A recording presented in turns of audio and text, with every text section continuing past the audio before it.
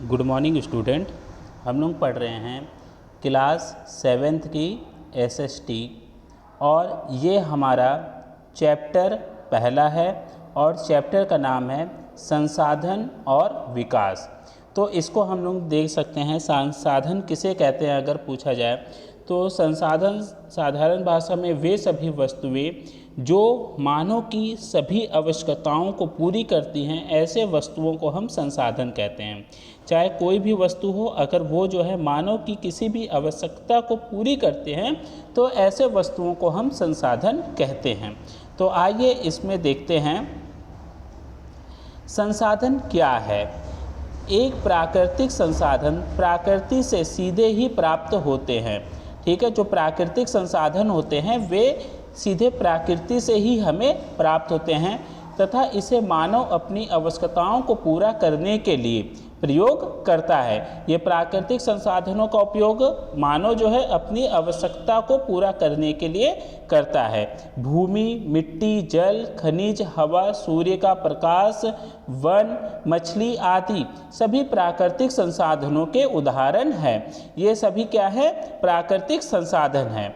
मनुष्य इन सभी प्राकृतिक संसाधनों का उपयोग अपनी मूल्य आवश्यकताओं जैसे भोजन, वस्त्र, आवास को पूरा करने के लिए प्रयोग करते हैं। तो मानव इन प्राकृतिक संसाधनों का उपयोग क्यों करता है? भोजन के लिए करता है, वस्त्र के लिए करता है और अपने आवास के लिए इन प्राकृतिक संसाधनों का उपयोग करते हैं तथा जीवन को आरामदायक बनाने के लिए प्रयोग करता है। इससे क्या होता है? इन प्राकृतिक संसाधनों से मानव का जीवन जो है आरामदायक बनता है।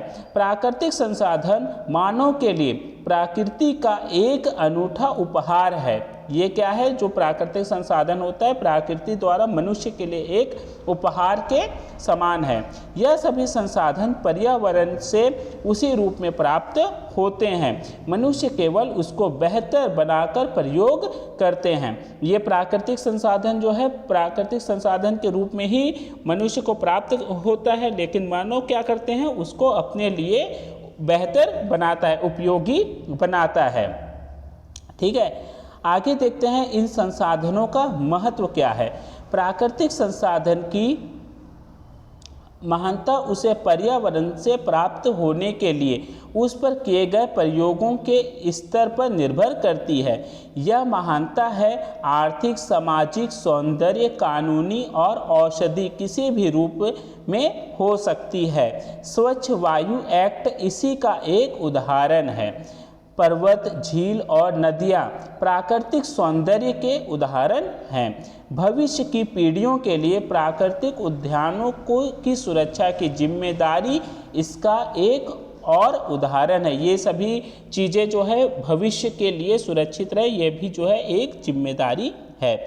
जैसे जैसे मानवीय ज्ञान बढ़ता है, विकास के नए नए क्षेत्र भी मिलते हैं। मनुष्य को नई चीज़ें प्रयोग में लाने के लिए उपलब्ध कराता है और संसाधनों के उपयोग की नई विधियों का भी ज्ञान करता है।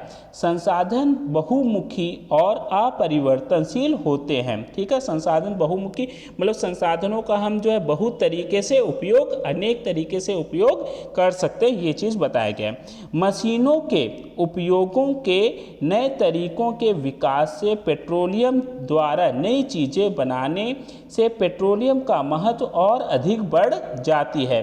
ठीक है, जैसे मशीनों की खोज हो गई, उसके बाद क्या है? पेट्रोलियम का उसमें उपयोग किया जाने लगा, तो पेट्रोलियम का महत्व क्या है? और भी बढ़ गया। यहाँ तक कि मिट्टी भी उस समय एक प्राकृतिक स्रोत बन जाती है। जब मनुष्य उस पर फसल उगाता है, मिट्टी भी अगर हम लोग देखें तो कब हम लोग के लिए प्राकृतिक स्रोत बन जाते हैं? जब हम लोग मिट्टी पर खेती करते हैं। पृथ्वी में ऐसे बहुत सारे पदार्थ हैं जो आज तो संसाधन नहीं है पर भविष्य में बन सकते हैं। ठीक है, हम लोग अगर देखें तो बहुत से ऐसे चीज़ है जो आज तो हम लोग के संसाधन के रूप में नहीं आते हैं, लेकिन भविष्य में वो भी संसाधन बन सकते हैं। तो आज के टॉपिक को हम लोग यहीं तक रखते हैं। कल हम लोग देखेंगे संसाधनों का वर्गीकरण।